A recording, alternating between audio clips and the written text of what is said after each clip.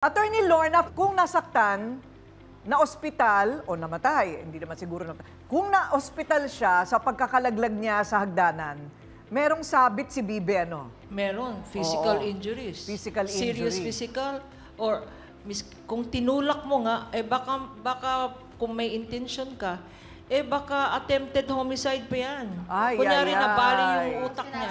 Yan. Delikado, delikado. Huwag magpisikalan. Pero sa salita din ay may pananagutan sa batas. Yung salitang masakit, Correct. pwede ka ring ihabla, pwede ka ring makulong, kung tutuluyan ka din yan. Oh, okay. Yeah. Dr. Love, sa pagkakataong ang tao minsan, bakit nga ba binibigyan ng ganitong klase ng pagsubok ang ibang mga tao? Siyempre napapatanong ka, bakit ako? Bakit ako pa? Ba't ako ang may sakit? Ganon.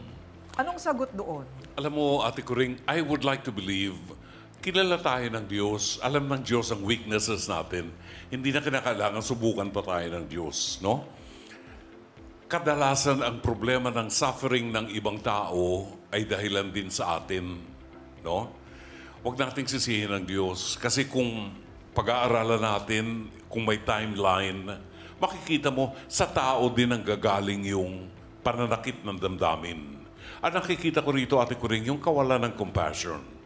Sa Book of Matthew, tinatalakay dyan yung pag-iingat natin na humatol sa kapwa. No? Pero ang hinahanap ng Biblia sa atin, yung matuto tayong humarap sa salamin at makita natin yung kahinaan din natin. Kung titingnan natin si Lian, kung totoo nga na siya ay masyadong irresponsable, burara sa bahay, that's because she's only 18 years old.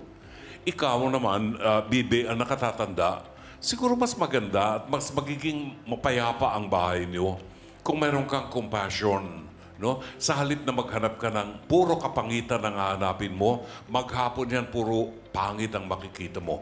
But look at yourself in the mirror. Tingnan mo at makikita mo rin yung kapangitan mo. Maraming salamat, Ate Kuring. Okay, thank you. Walang perpekto. Doc Camille, 77% ayon sa estadistika ng mga may sakit na psoriasis nakaka-experience ng depression. Ayun. Iba pa yung stress, iba pa yung depression. Kailangan niya ng counseling, ano? Ay, oo, Ate Kuring. Usually kasi yung ibang mga nagkakaroon ng psoriasis, sinasabi nila kasi po, pag kukuha sila ng PWD, hindi po talaga sila nabibigyan. Nabibigyan lang po sila kung ang kaakibat nitong psoriasis ay meron pong mga psychological conditions like anxiety and depression.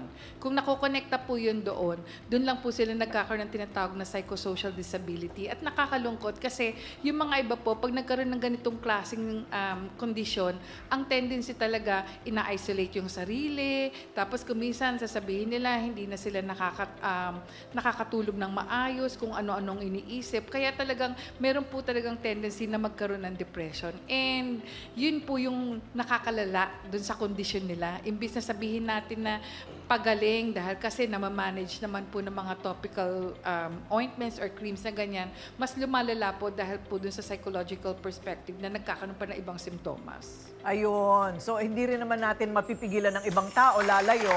Pero ito po hindi nakakahawa, ha?